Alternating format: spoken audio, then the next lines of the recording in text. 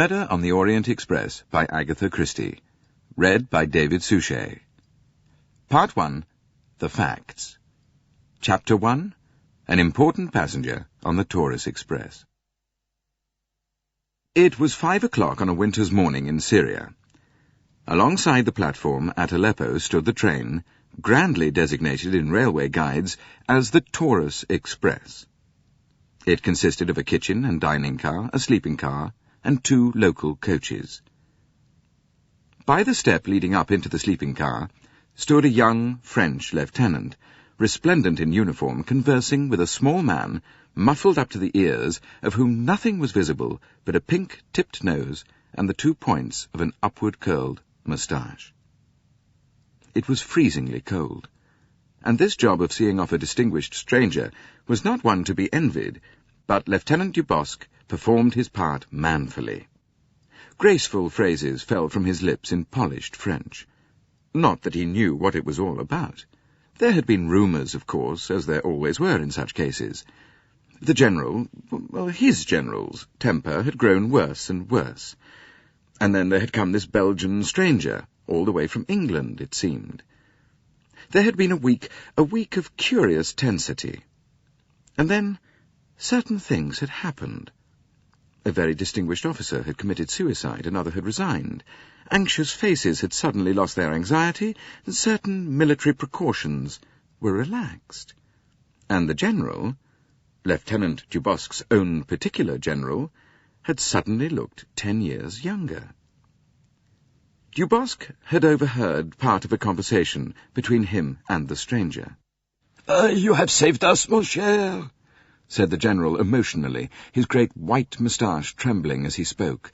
"You have saved the honor of the French army. You have averted much bloodshed. How can I thank you for acceding to my request, to have come so far?" To which the stranger, by name Monsieur Hercule Poirot, had made a fitting reply, including the phrase, "Oh, but indeed, do I not remember that once you saved my life?" And then the general had made another fitting reply to that, disclaiming any merit for that past service, and with more mention of France, of Belgium, of glory, of honour, and of such kindred things, they had embraced each other heartily, and the conversation had ended. As to what it had all been about, Lieutenant Dubosc was still in the dark, but to him had been delegated the duty of seeing off Monsieur Poirot by the Taurus Express, and he was carrying it out with all the zeal and ardour befitting a young officer with a promising career ahead of him. "Today is Sunday," said Lieutenant Dubosc. "Tomorrow, Monday evening, you will be in Stamboul." It was not the first time he had made this observation. Conversations on the platform before the departure of a train are apt to be somewhat repetitive in character. "That is so," agreed Monsieur Poirot. "And you intend to remain there a few days, I think?" "Mais oui. Stamboul, it is a city I have never visited. It would be a pity to pass through comme ça." He snapped his fingers descriptively. "Nothing presses. I shall remain there as a tourist for a few days." "La Sainte-Sophie, it is very fine," said Lieutenant Dubosc, who had never seen it. A cold wind came whistling down the platform. Both men shivered. Lieutenant Dubosc managed to cast a surreptitious glance at his watch. 5 minutes to 5. Only 5 minutes more. Fancying that the other man had noticed his surreptitious glance, he hastened once more into speech. "There are few people travelling this time of year," he said, glancing up at the windows of the sleeping car above them. "That is so," agreed Monsieur Poirot. "Let us hope you will not be snowed up in the Taurus." "Oh, that happens?" "It has occurred, yes. Not this year, as yet." "Well, let us hope, then," said Monsieur Poirot. "Well, the weather reports from Europe, they are bad." "Oh, very bad. In the Balkans there is much snow." "Oh, in Germany, too, I have heard." "Eh bien," said Lieutenant Dubosc hastily, as another pause seemed to be about to occur. "Tomorrow evening at 7:40 you will be in Constantinople." Yes, said Monsieur Poirot, and went on desperately. "La Sainte-Sophie, I have heard it is very fine." "Magnificent, I believe."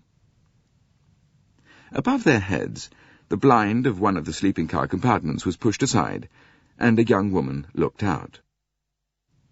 Mary Debenham had had little sleep since she left Baghdad on the preceding Thursday.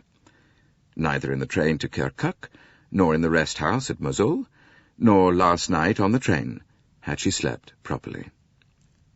Now, weary of lying wakeful in the hot stuffiness of her overheated compartment, she got up and peered out.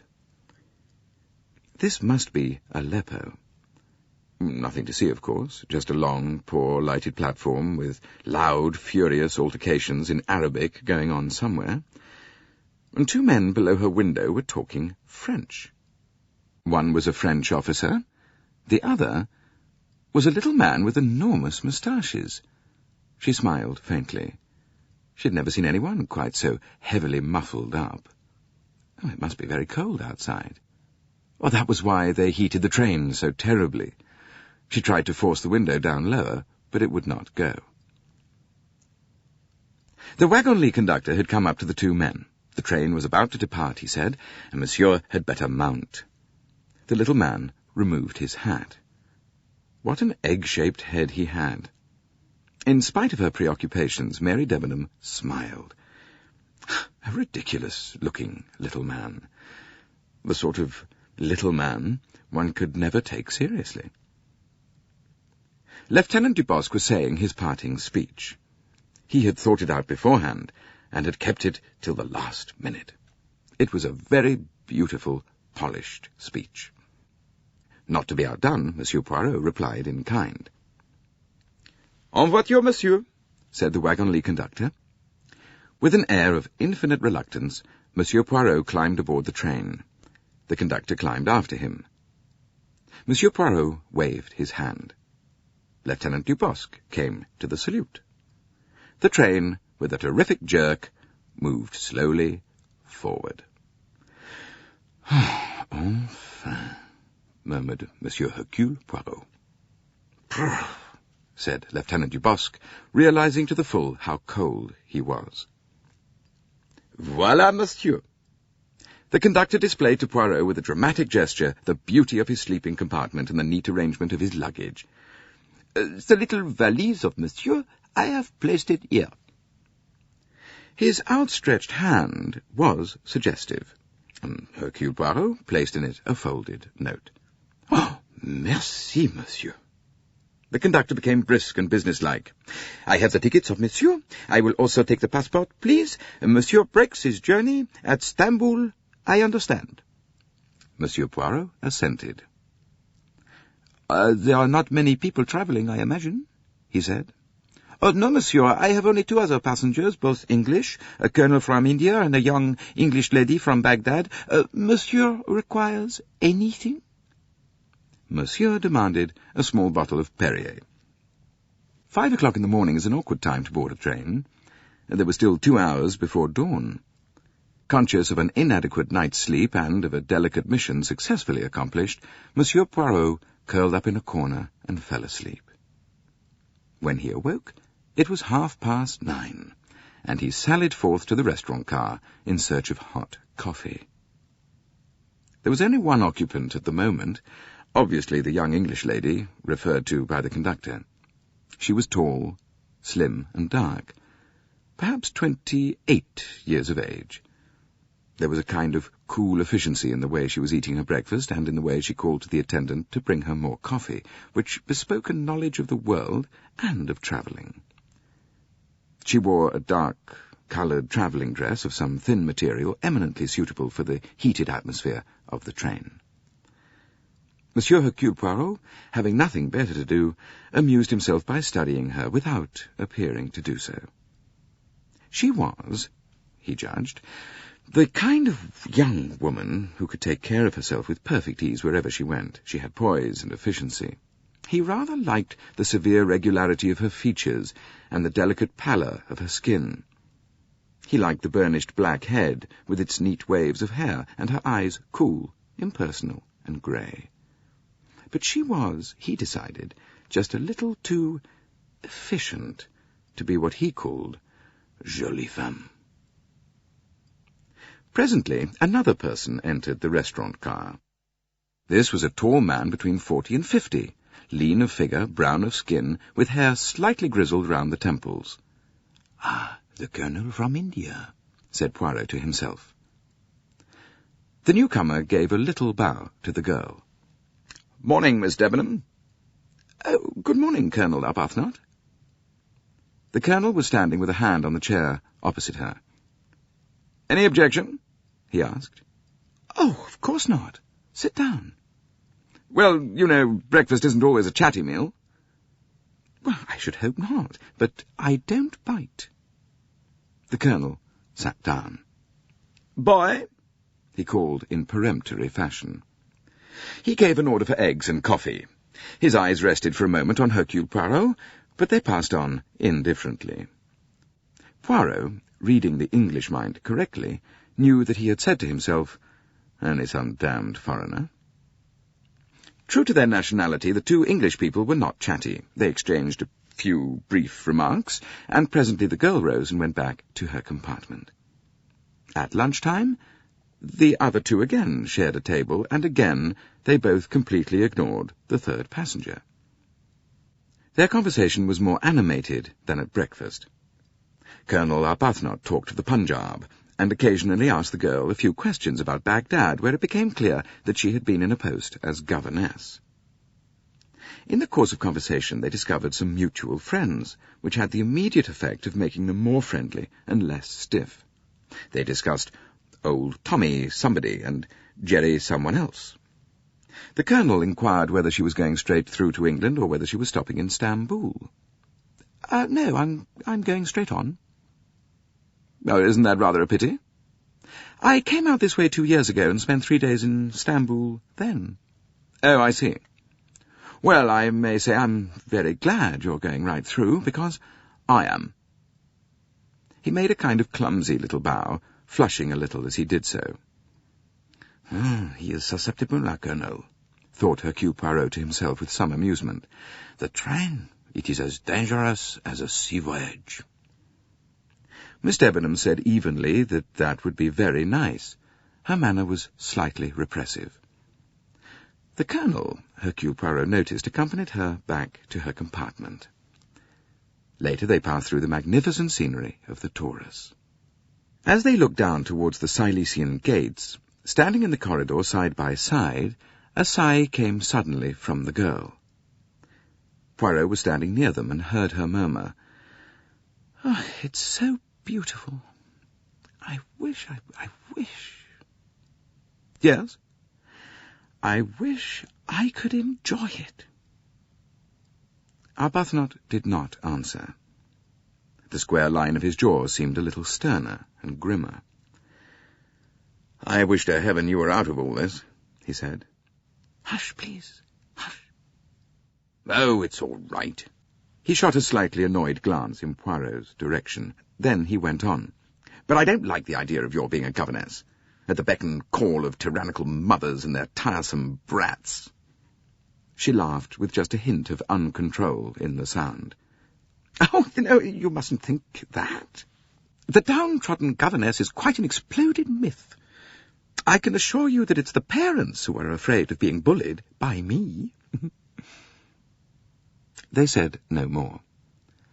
Arbuthnot was, perhaps, ashamed of his outburst. "Rather an odd little comedy that I watch here," said Poirot to himself, thoughtfully. He was to remember that thought of his later. They arrived at Cognac that night about 11:30. The two English travellers got out to stretch their legs, pacing up and down the snowy platform. Monsieur Poirot was content to watch the teeming activity of the station through a window pane. After about 10 minutes, however, he decided that a breath of air would not perhaps be a bad thing after all.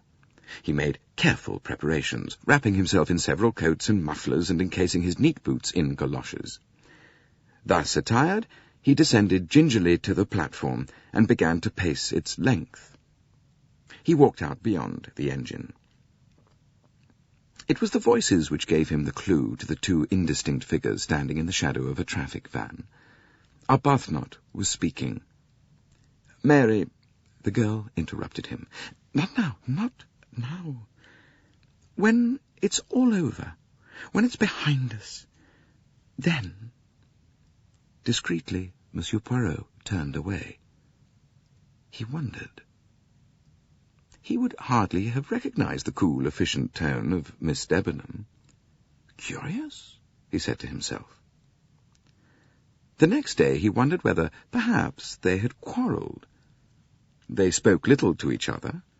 The girl, he thought, looked anxious, and there were dark circles under her eyes. It was about 2:30 in the afternoon when the train came to a halt. Heads were poked out of the windows. A little knot of men were clustered by the side of the line, looking and pointing at something under the dining car. Poirot leaned out and spoke to the wagon-lit conductor who was hurrying past. The man answered, and Poirot drew back his head and, turning, almost collided with Mary Debenham, who was standing just behind him. "What is the matter?" she asked rather breathlessly in French. "Why are we stopping?" "Oh, it is nothing, mademoiselle. It is something that has caught fire under the dining car. Nothing serious. It is put out. They are now repairing the damage. There is no danger, I assure you." She made a little abrupt gesture as though she were waving the idea of danger aside as something completely unimportant. "Oh, yes, I understand that, but the time—" "The time?" "Yes. This will delay us." "Well, it is possible, yes," agreed Poirot. "But we can't afford delay. The train is due in at 6:55, and one has to cross the Bosphorus and catch the Simplon Orient Express the other side at 9 o'clock. If there is an hour or two of delay, we shall miss the connection." "It is possible, yes," he admitted. He looked at her curiously. The hand that held the window bar was not quite steady. Her lips, too, were trembling. "Does it matter to you very much, mademoiselle?" he asked. "Well, yes. Yes, it does. I must catch that train."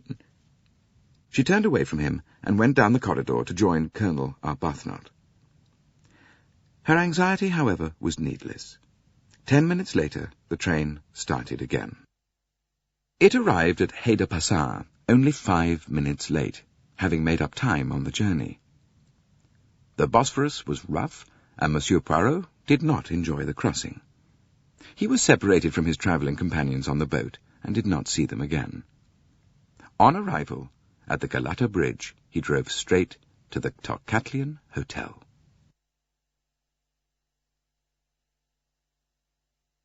Chapter 2. The Tocatlian Hotel. At the Tocatlian, Hercule Poirot asked for a room with a bath. Then he stepped over to the concierge's desk and inquired for letters. There were 3 waiting for him, and a telegram. His eyebrows rose a little at the sight of the telegram. It was unexpected.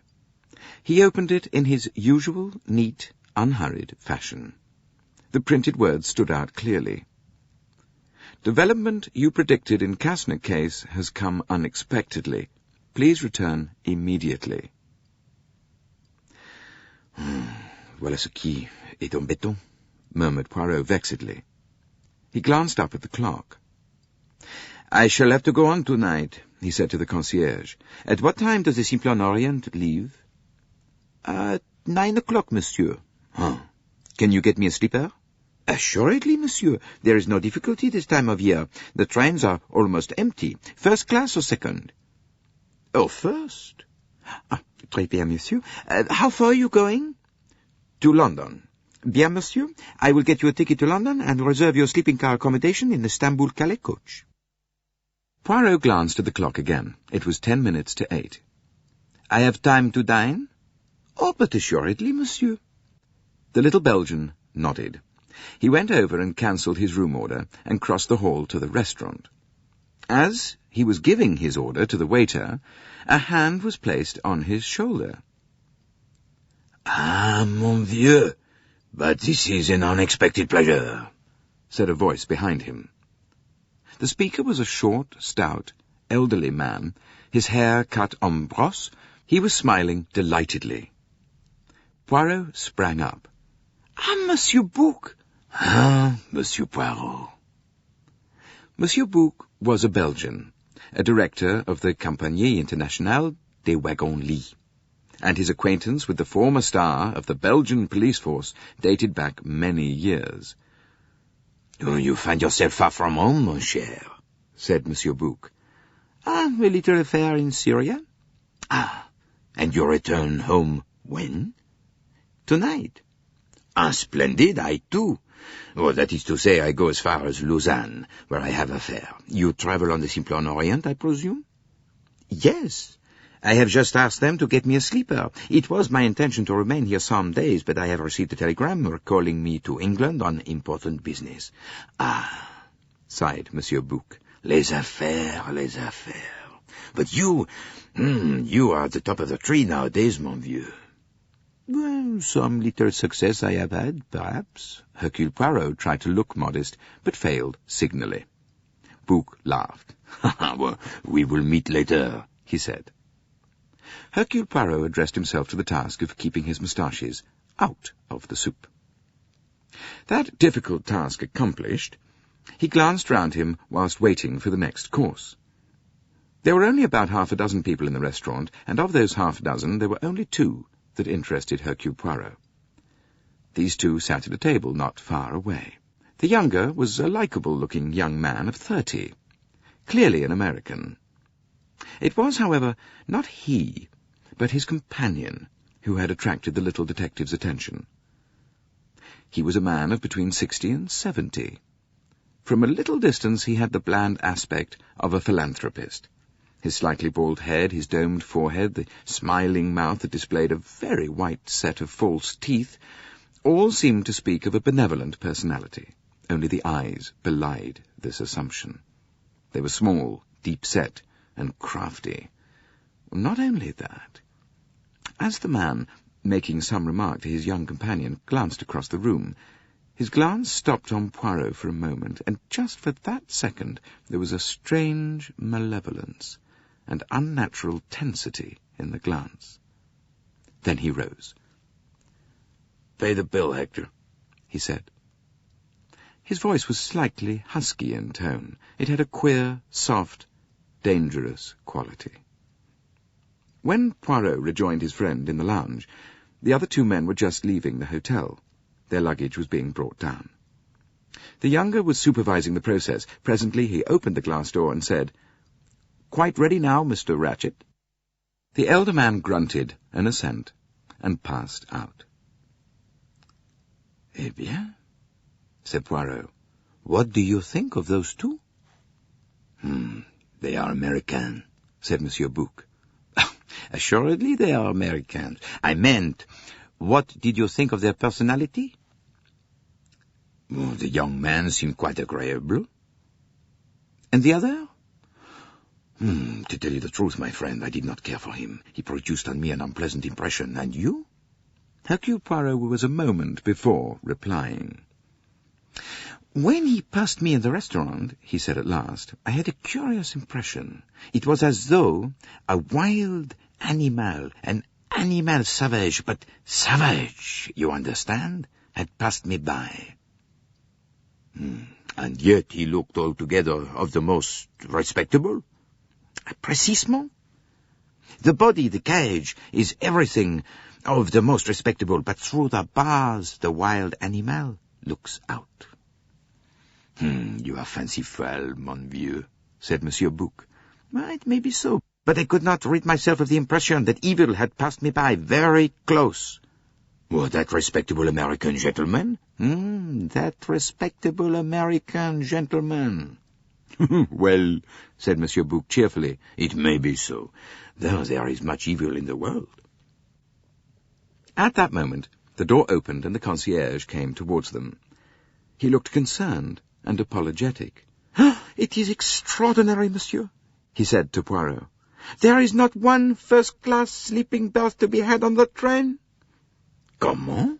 cried Monsieur Bouc. "At this time of year?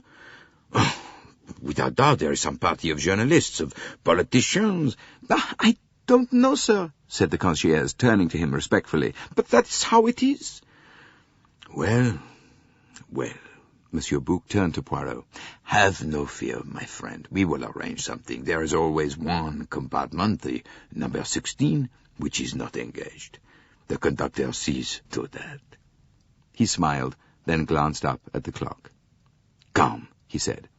"It is time we started." At the station, Monsieur Bouc was greeted with respectful empressement by the brown uniformed wagon-lit conductor. "Good evening, monsieur. Your compartment is the number 1.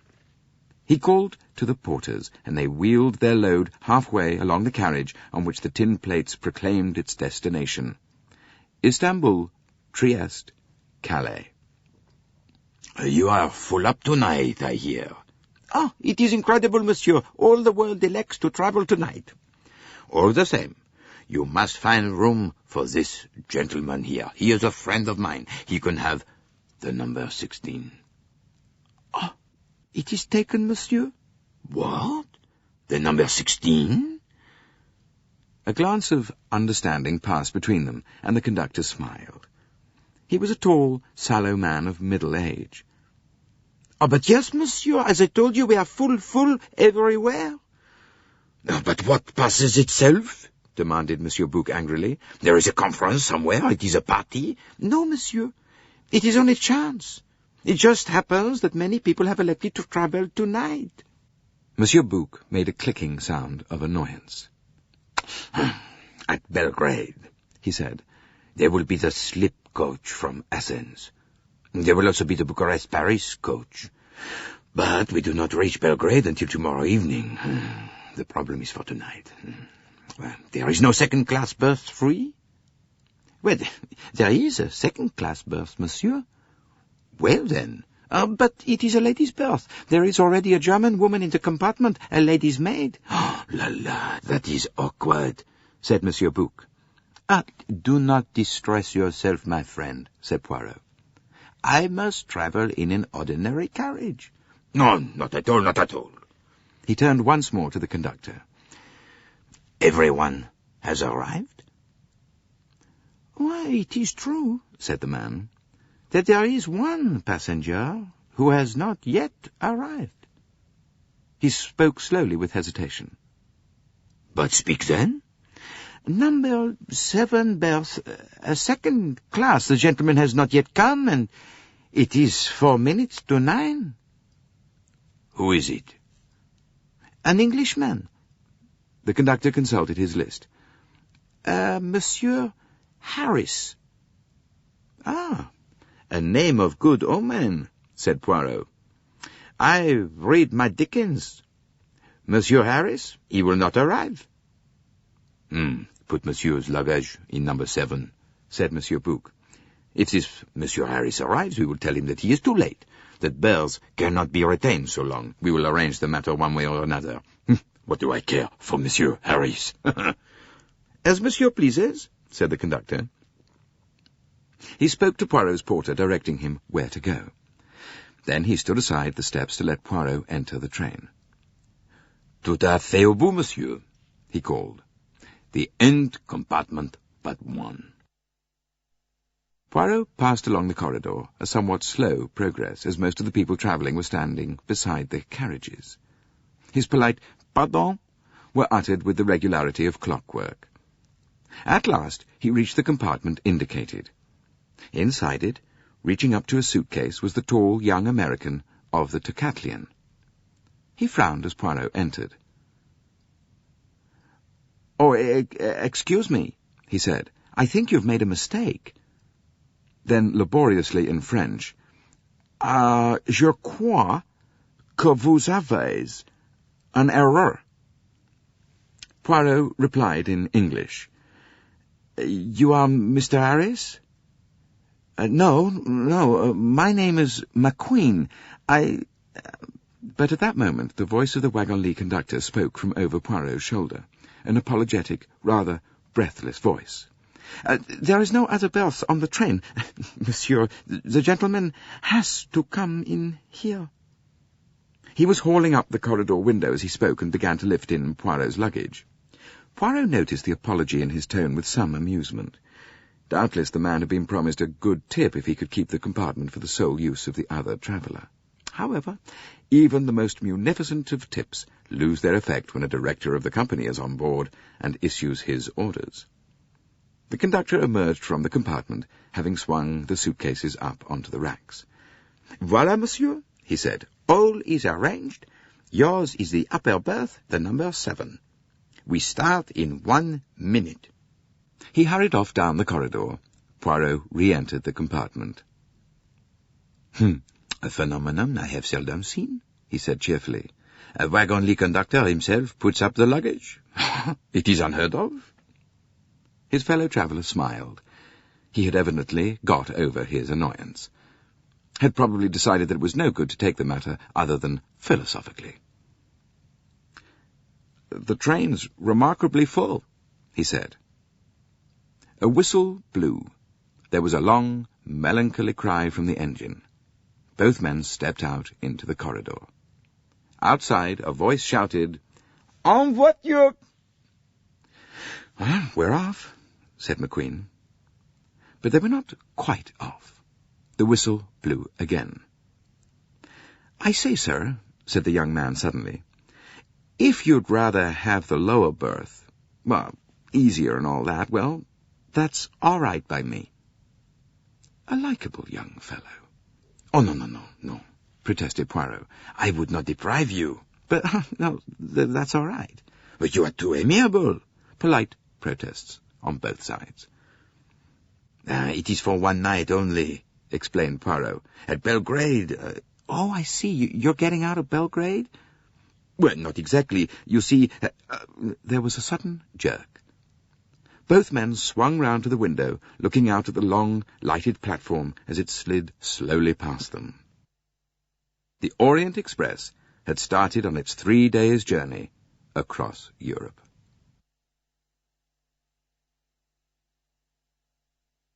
Chapter 3. Poirot refuses a case. Monsieur Hercule Poirot was a little late in entering the luncheon car on the following day. He had risen early, breakfasted almost alone, and had spent the morning going over the notes of the case that was recalling him to London. He had seen little of his travelling companion.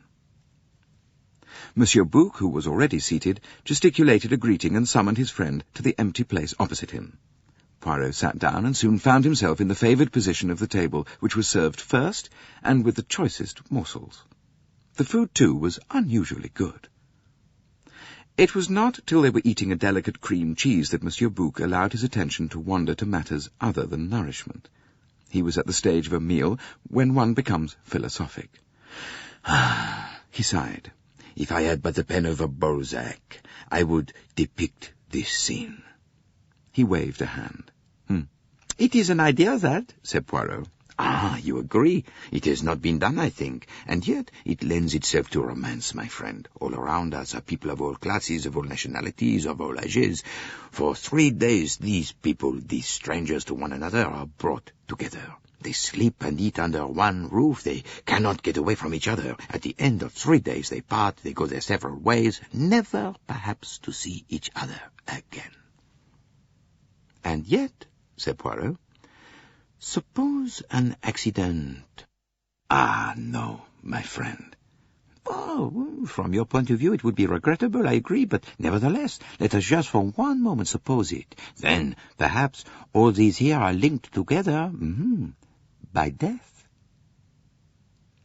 "Some more wine," said Monsieur Bouc, hastily pouring it out. "You are morbid, mon cher. It is perhaps the digestion, "It is true," agreed Poirot, "that the food in Syria was not perhaps quite suited to my stomach." He sipped his wine. Then, leaning back, he ran his eye thoughtfully round the dining car. There were 13 people seated there, and, as Monsieur Bouc had said, of all classes and nationalities. He began to study them. At the table opposite them were 3 men. They were, he guessed, single travellers, graded and placed there by the unerring judgment of the restaurant attendants. A big, swarthy Italian was picking his teeth with gusto. Opposite him, a spare, neat Englishman had the expressionless, disapproving face of a well-trained servant. Next to the Englishman was a big American in a loud suit, possibly a commercial traveller. You gotta put it over big," he was saying in a loud, nasal voice. The Italian removed his toothpick to gesticulate with it freely. "Sure," he said. "That's what I say all of the time." The Englishman looked out of the window and coughed. Poirot's eye passed on. At a small table, sitting very upright, was one of the ugliest old ladies he had ever seen. It was an ugliness of distinction. It fascinated rather than repelled. She sat very upright. Round her neck was a collar of very large pearls which, improbable though it seemed, were real. Her hands were covered with rings. Her sable coat was pushed back on her shoulders. A very small, expensive black toque was hideously unbecoming to the yellow, toad-like face beneath it.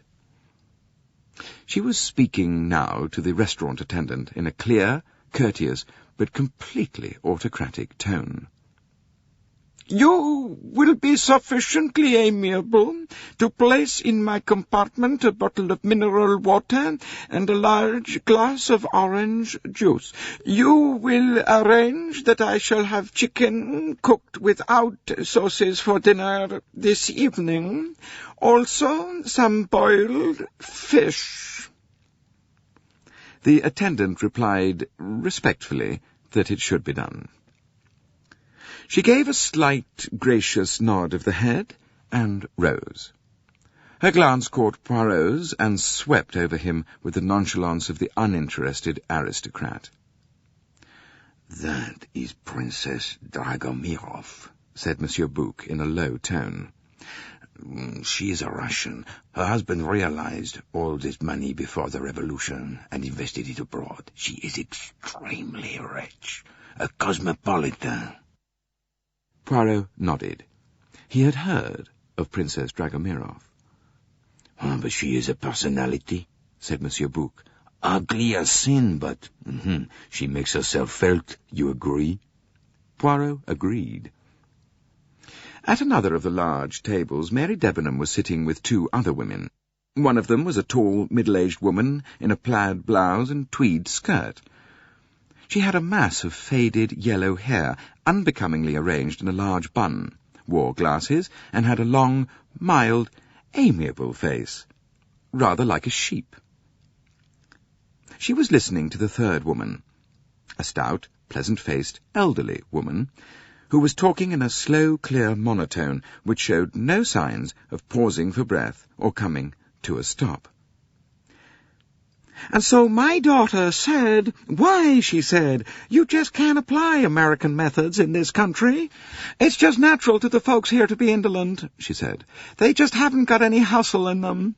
But all the same, you'd be surprised to know what our college there is doing. They've got a fine staff of teachers. I guess there's nothing like education. We've got to apply our Western ideals and teach the East to recognize them. My daughter says that—' The train plunged into a tunnel.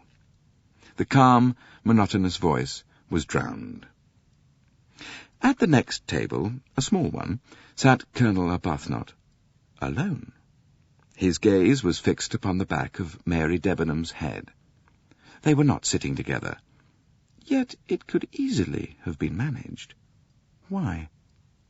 Perhaps, Poirot thought, Mary Debenham had demurred.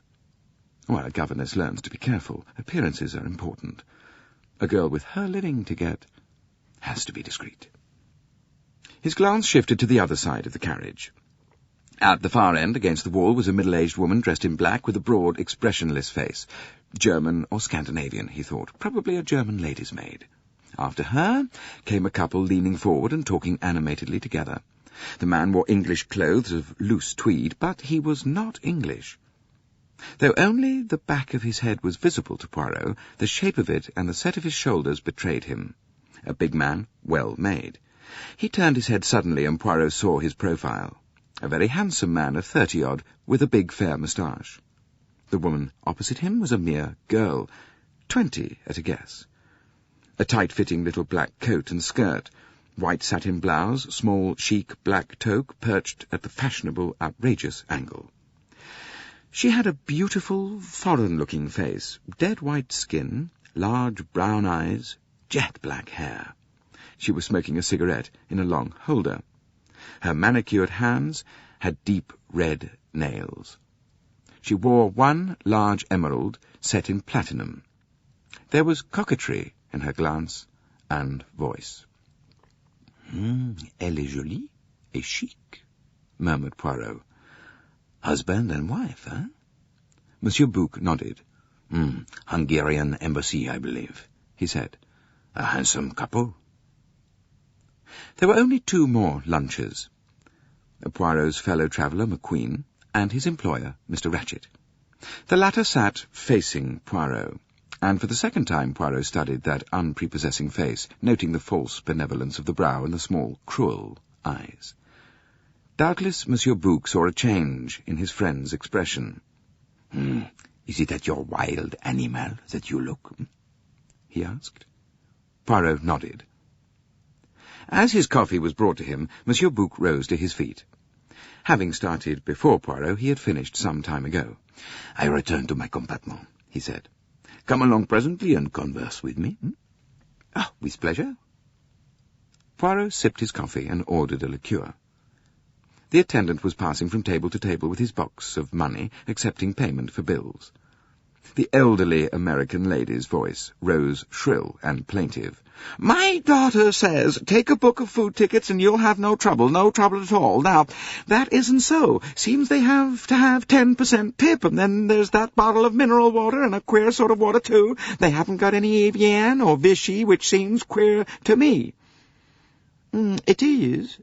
Well, they must, how you say, serve the water of the country, explained the sheep-faced lady. Well, it seems queer to me. She looked distastefully at the heap of small change on the table in front of her. Look at all this peculiar stuff he's given me. Dinars or something, just a lot of rubbish it looks. My daughter said... Mary Debenham pushed back her chair and left, with a slight bow to the other 2. Colonel Arbuthnot got up and followed her. Gathering up her despised money, the American lady followed suit, followed by the lady like a sheep. The Hungarians had already departed. The restaurant car was empty, save for Poirot and Ratchett and McQueen. Ratchett spoke to his companion, who got up and left the car. Then he rose himself, but instead of following McQueen, he dropped unexpectedly into the seat opposite Poirot. Can you oblige me with a light? He said. His voice was soft and faintly nasal. My name is Ratchett. Poirot bowed slightly. He slipped his hand into his pocket and produced a matchbox, which he handed to the other man, who took it, but did not strike a light. I think, he went on, that I have the pleasure of speaking to Monsieur Hercule Poirot. Is that so? Poirot bowed again. You have been correctly informed, monsieur. The detective was conscious of those strange, shrewd eyes summing him up before the other spoke again. In my country, he said, we come to the point quickly. Mr. Poirot, I want you to take on a job for me. Hercule Poirot's eyebrows went up a trifle. My clientele, monsieur, is limited nowadays. I undertake very few cases. Why, naturally, I understand that, but this, Mr. Poirot, means big money. He repeated again in his soft, persuasive voice. Big money. Hercule Poirot was silent a minute or 2. Then he said, What is it you wish me to do for you, Monsieur Ratchett? Mr. Poirot, I am a rich man. A very rich man. Men in that position have enemies. I have an enemy. Oh, only one enemy? Well, just what do you mean by that question? Asked Ratchett sharply. Monsieur, in my experience, when a man is in a position to have, as you say, enemies, then it does not usually resolve itself into one enemy only. Ratchett seemed relieved by Poirot's answer. He said quickly, I appreciate that fact. Well, enemy or enemies, it doesn't matter. What does matter is my safety. Safety? My life has been threatened, Mr. Poirot. Now, I'm a man who can take pretty good care of himself. From the pocket of his coat his hand brought a small automatic into sight for a moment. He continued grimly, I don't think I'm the kind of man to be caught napping, but as I look at it, I might as well make assurance doubly sure. I fancy you're the man for my money, Mr. Poirot, and remember, big money. Poirot looked at him thoughtfully for some minutes. His face was completely expressionless. The other could have no clue as to what thoughts were passing in that mind. I regret, monsieur, he said at length. I cannot oblige you. The other looked at him shrewdly. Name your figure, then, he said. Poirot shook his head. You do not understand, monsieur. I have been very fortunate in my profession. I have made enough money to satisfy both my needs and my caprices. I take now only such cases as interest me. You got a pretty good nerve, said Ratchet. Will $20,000 tempt you? It will not? Well, if you're holding out for more, you won't get it. I know what a thing's worth to me. I also, Monsieur Ratchet. Well, what's wrong with my proposition? Poirot rose. If you will forgive me for being personnel, I do not like your face, Monsieur Ratchet, he said. And with that, he left the restaurant car. Chapter 4. A Cry in the Night. The Simplon Orient Express arrived at Belgrade at 9:15 that evening. It was not due to depart again until 9:15, so Poirot descended to the platform. He did not, however, remain there long. The cold was bitter, and though the platform itself was protected, heavy snow was falling outside. He returned to his compartment. The conductor, who was on the platform, stamping his feet and waving his arms to keep warm, spoke to him. Your valise has been moved, monsieur, to the compartment number 1, the compartment of Monsieur Bouc. Oh, but where is Monsieur Bouc, then? He has moved into the coach from Athens, which has just been put on. Poirot went in search of his friend. Monsieur Bouc waved his protestations aside. It is nothing, it is nothing, it is more convenient like this. You are going through to England, so it is better that you should stay in the through coach to Calais. Me, I am very well here. It is most peaceful. This coach is empty, save for myself and one little Greek doctor. My friend, what a night. You know, they say there has not been so much snow for years. Let us hope we shall not be held up. I am not too happy about it, I can tell you. At 9:15, punctually, the train pulled out of the station, and shortly afterwards Poirot got up, said good-night to his friend, and made his way along the corridor back into his own coach, which was in front, next to the dining car. On this, the second day of the journey, barriers were breaking down. Colonel Arbuthnot was standing at the door of his compartment talking to McQueen. McQueen broke off something he was saying when he saw Poirot. He looked very surprised. Why? He cried. I thought you'd left us. You said you were getting off at Belgrade. No, you misunderstand me, said Poirot, smiling. Oh, I remember now the train started from Stamboul just as we were talking about it. But, man, your baggage, it's gone. It has been moved into another compartment, that is all. Oh, I see. He resumed his conversation with Arbuthnot, and Poirot passed on down the corridor. 2 doors from his own compartment, the elderly American lady, Mrs. Hubbard, was standing talking to the sheep-like lady who was a Swede. Mrs. Hubbard was pressing a magazine on the other. "No, do take it, my dear," she said. "I've got plenty other things to read. My, isn't the cold something frightful?" She nodded amicably to Poirot. "Oh, you are most kind," said the Swedish lady. "Not at all. I hope you'll sleep well and that your head will be better in the morning." "Oh, it is the cold only. I make myself a cup of tea." "Oh, now, have you got some aspirin? Are you sure now?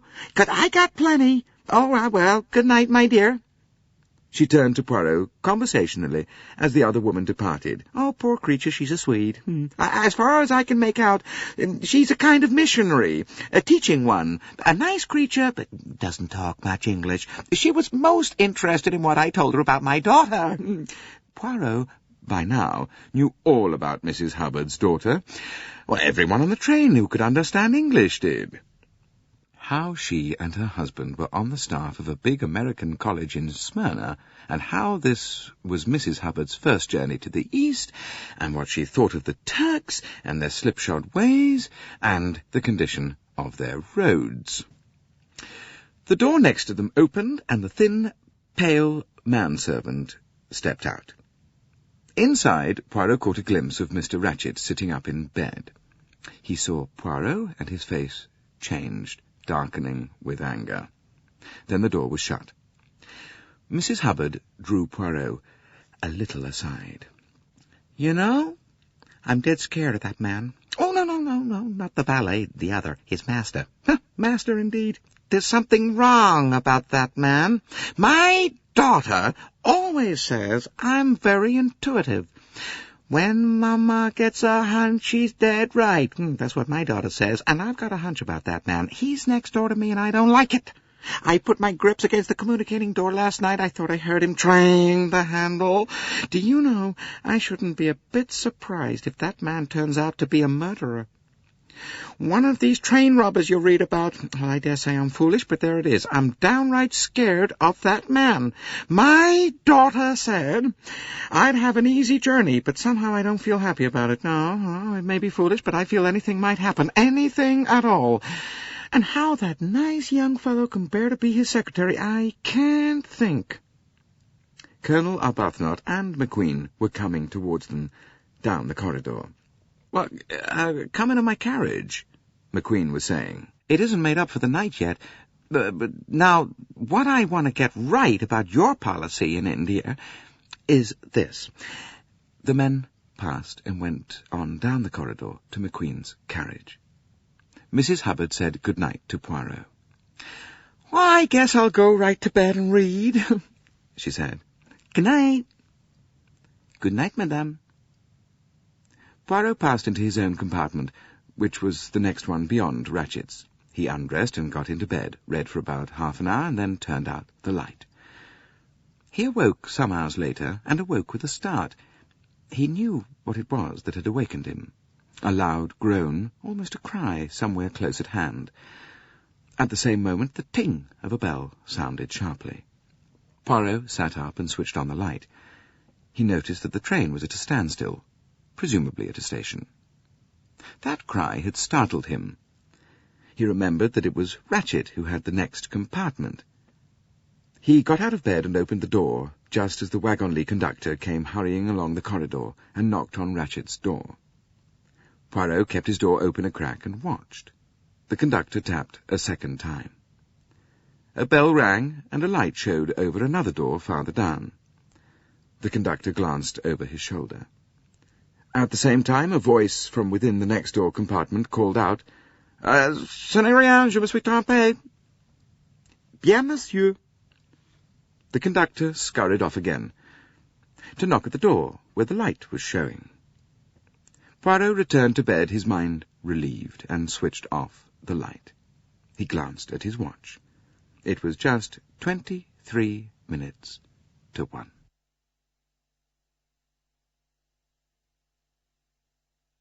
Chapter 5. The Crime.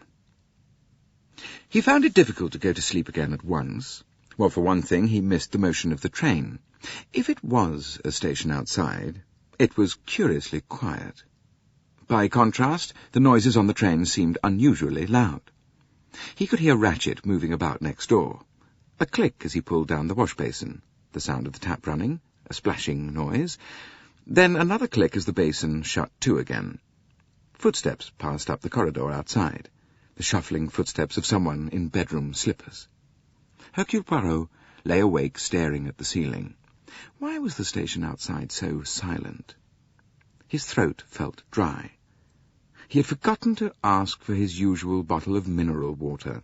He looked at his watch again, just after 1:15. He would ring for the conductor and ask him for some mineral water. His finger went out to the bell, but he paused as, in the stillness, he heard a ting. Well, the man couldn't answer every bell at once. Ting, ting, ting, it sounded again and again. Where was the man? Somebody was getting impatient. Ting! Whoever it was keeping their finger solidly on the push. Suddenly, with a rush, his footsteps echoing up the aisle, the man came. He knocked at a door not far from Poirot's own. Then came voices. The conductor's deferential, apologetic, and a woman's insistent and voluble. Mrs. Hubbard. Poirot smiled to himself. The altercation, if it was one, went on for some time. Its proportions were 90% of Mrs. Hubbard's to a soothing 10% of the conductor's. Finally, the matter seemed to be adjusted. Poirot heard distinctly, "Bonne nuit, madame," and a closing door. He pressed his own finger on the bell. The conductor arrived promptly. He looked hot and worried. "De l'eau minérale, s'il vous plaît?" "Oh, bien, monsieur." Perhaps a twinkle in Poirot's eye led him to unburden himself. "La dame américaine! Oh." "Yes?" He wiped his forehead.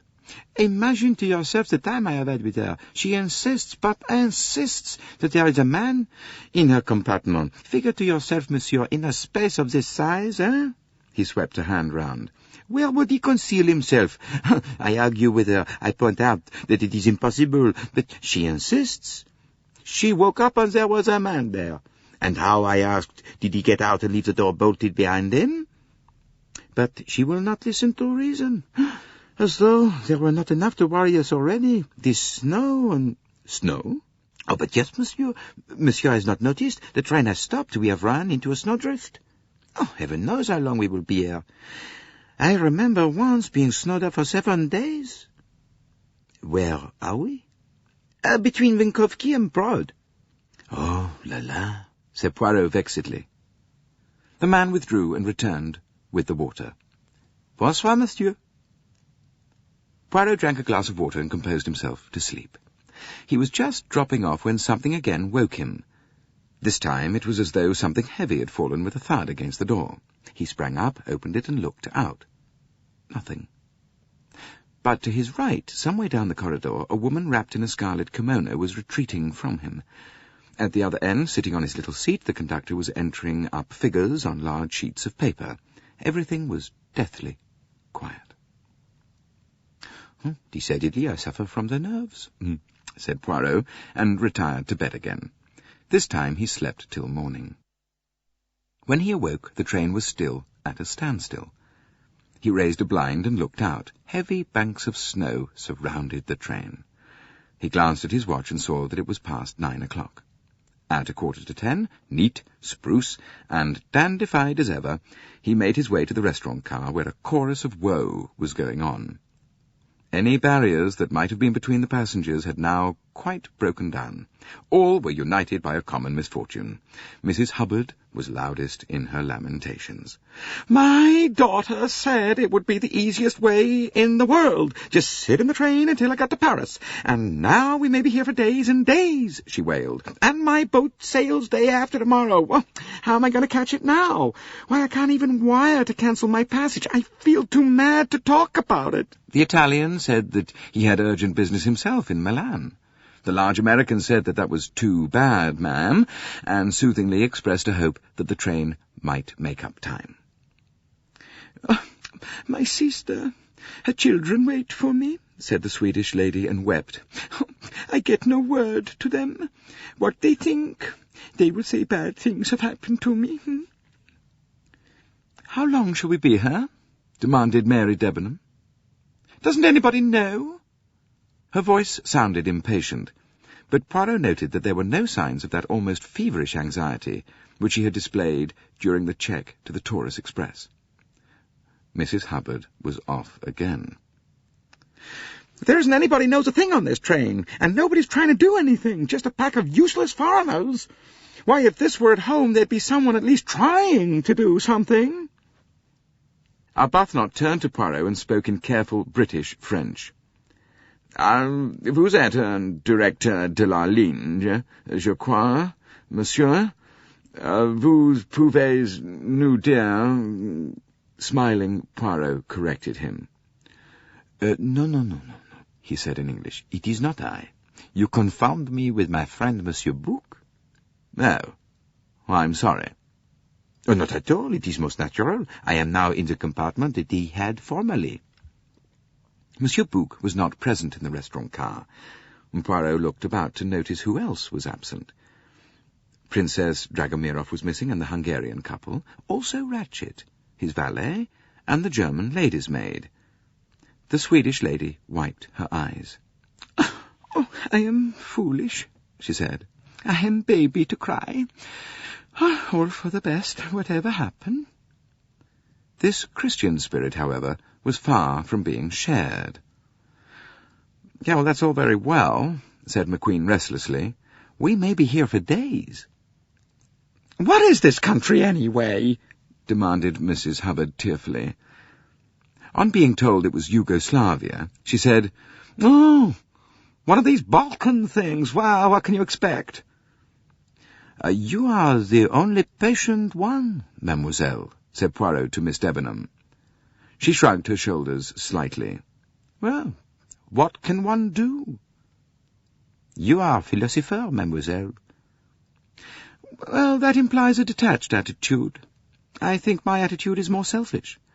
I have learned to save myself useless emotion." She was not even looking at him. Her gaze went past him, out of the window to where the snow lay in heavy masses. "You are a strong character, mademoiselle," said Poirot gently. "You are, I think, the strongest character amongst us?" "Oh, no. No, indeed. I know one far, far stronger than I am." "Oh, and that is—" She seemed suddenly to come to herself, to realize that she was talking to a stranger and a foreigner, with whom, until this morning, she had only exchanged half a dozen sentences. She laughed a polite but estranging laugh. "Well, that old lady, for instance. You have probably noticed her, a very ugly old lady, but rather fascinating. She has only to lift a little finger and ask for something in a polite voice, and the whole train runs." "It runs also for my friend, Monsieur Bouc," said Poirot. "But that is because he is the director of the line, not because he has a masterful character." Mary Debenham smiled. The morning wore away. Several people, Poirot amongst them, remained in the dining car. The communal life was felt at the moment to pass the time better. He heard a good deal more about Mrs. Hubbard's daughter, and he heard the lifelong habits of Mr. Hubbard, deceased, from his rising in the morning and commencing breakfast with a cereal to his final rest at night in the bed socks that Mrs. Hubbard herself had been in the habit of knitting for him. It was when he was listening to a confused account of the missionary aims of the Swedish lady that one of the wagon-ly conductors came into the car and stood at his elbow. "Pardon, monsieur?" "Yes?" The compliments of Monsieur Bouc, and he would be glad if you would be so kind as to come to him for a few minutes." Poirot rose, uttered excuses to the Swedish lady, and followed the man out of the dining car. It was not his own conductor, but a big, fair man. He followed his guide down the corridor of his own carriage and along the corridor of the next one. The man tapped at a door, then stood aside to let Poirot enter. The compartment was not Monsieur Bouc's own. It was a second-class one, chosen presumably because of its slightly larger size. It certainly gave the impression of being crowded. Monsieur Bouc himself was sitting on the small seat in the opposite corner. In the corner next the window, facing him, was a small, dark man looking out at the snow. Standing up and quite preventing Poirot from advancing any farther was a big man in blue uniform, the chef de train, and his own wagon-ly conductor. "Ah, my good friend," cried Monsieur Bouc, "come in. We have need of you." The little man in the window shifted along the seat. Poirot squeezed past the other two men and sat down facing his friend. The expression on Monsieur Bouc's face gave him, as he would have expressed it, furiously to think. It was clear that something out of the common had happened. "What has occurred?" he asked. You may well ask that. First this snow, this stoppage, and now—" He paused, and a sort of strangled gasp came from the wagon-ly conductor. "And now what?" "And now a passenger lies dead in his berth. stabbed. Monsieur Bouc spoke with a kind of calm desperation. An American cold. He consulted some notes in front of him. Ratchet. That's right. Ratchet? Yes, monsieur, the Wagonlit man gulped. Poirot looked at him. He was as white as chalk. You had better let that man sit down, he said. He may faint otherwise. The chef de train moved slightly, and the Wagonlit man sank down in a corner and buried his face in his hands. Said Poirot. This is serious? Certainly, it is serious. To begin with, a murder, that by itself is a calamity of the first water, but not only that, the circumstances are unusual. Here we are, brought to a standstill. We may be here for hours, not only hours, days. Another circumstance, passing through most countries, we have the police of that country on the tram, but in Yugoslavia, no.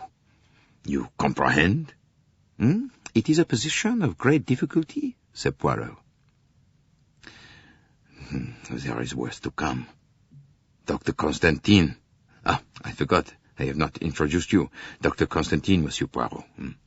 The little man bowed, and Poirot returned it. Dr. Constantine is of the opinion that death occurred at about 1 a.m. It is difficult to say exactly in these matters, said the doctor, but I think I can say definitely that death occurred between midnight and 2 in the morning. When was this Monsieur Ratchet last seen alive? Asked Poirot. He is known to have been alive at about 20 minutes to 1, when he spoke to the conductor, said Monsieur Bouc. That is quite correct, said Poirot. I myself heard what passed. That is the last thing known? Yes.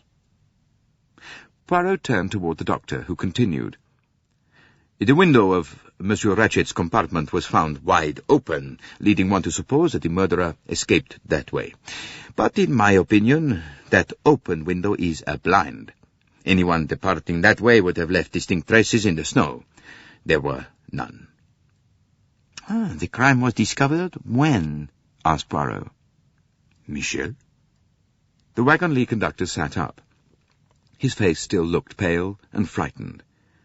Tell this gentleman exactly what occurred, ordered Monsieur Bouc. The man spoke somewhat jerkily. The valet of this Monsieur Ratchet, he tapped several times at the doors this morning. There was no answer. Then, half an hour ago, the restaurant car attendant came. He wanted to know if Monsieur was taking déjeuner. It was 11 o'clock, you comprehend. I opened the door for him with my key, but there is a chain, too, and that is fastened. There is no answer, and it is very still in there, and cold. But cold. With the window open and snow drifting in, I thought the gentleman had a fit, perhaps. So I got the chef de train. We broke the chain and went in. He was... c'était terrible. He buried his face in his hands again. The door was locked and chained on the inside, said Poirot thoughtfully. It was not suicide, eh? The Greek doctor gave a sardonic laugh. Does a man who commits suicide stab himself in 10, 12, 15 places? He asked. Poirot's eyes opened. That is great ferocity, he said. It is a woman, said the chef de train, speaking for the first time. Depend upon it, it was a woman. Only a woman would stab like that. Dr. Constantine screwed up his face thoughtfully. She must have been a very strong woman, he said. It is not my desire to speak technically. That is only confusing. But I can assure you that 1 or 2 of the blows were delivered with such force as to drive them through hard belts of bone and muscle. It was not clearly a scientific crime, said Poirot. It was most unscientific, said Dr. Constantine. The blows seem to have been delivered haphazard and at random. Some have glanced off, doing hardly any damage. It is as though somebody had shut their eyes and then in a frenzy struck blindly again and again. C'est une femme, said the chef de train again. Women are like that. When they are enraged, they have great strength. He nodded so sagely that everyone suspected a personal experience of his own. I have, perhaps, something to contribute to your store of knowledge, said Poirot. Monsieur Ratchet spoke to me yesterday. He told me, as far as I was able to understand him, that he was in danger of his life. Bumped off. That is the American expression, is it not? Said Monsieur Bouc. Then it is not a woman. It is a gangster or a gunman. The chef de train looked pained at his theory having come to naught. If so, said Poirot, it seems to have been done very amateurishly. His tone expressed professional disapproval. There is a large American on the train, said Monsieur Bouc, pursuing his idea. A common-looking man with terrible clothes. He chews a gum, which I believe is not done in good circles. You know whom I mean? The wagon-lee conductor, to whom he had appealed, nodded. Oui, monsieur, the number 16. It cannot have been he. No, I should have seen him enter or leave the compartment. Well, you might not. But we will go into that presently. The question is what to do. He looked to Poirot. Poirot looked back at him. Come, my friend, said Monsieur Bouc. You comprehend what I am about to ask you. I know your powers. Take command of this investigation. No, do not refuse. See, to us, it is serious. I speak for the Compagnie Internationale des Wagons-Lits. By the time the Yugoslavian police arrive, how simple if we can present them with a solution. Otherwise, delays, annoyances, 1,000,001 inconveniences. Perhaps, who knows, serious annoyance to innocent persons. Instead, you solve the mystery. We say, a murder has occurred. This is the criminal. And suppose I do not solve it? Ah, mon cher. Monsieur Bouc's voice became positively caressing. I know your reputation, I know something of your methods. This is the ideal case for you. To look up the antecedents of all these people, to discover their bona fides, all that takes time and endless inconvenience. But have I not heard you say often that to solve a case a man has only to lie back in his chair and think? Do that. Interview the passengers on the train, view the body, examine what clues there are, and then, well, I have faith in you. I am assured that it is no idle boast of yours. Lie back and think. Use, as I have heard you say so often, the little grey cells of the mind. And you will know. He leaned forward, looking affectionately at his friend. Your faith touches me, my friend, said Poirot emotionally. As you say, this cannot be a difficult case. I myself last night... No, but we will not speak of that now. In truth, this problem intrigues me.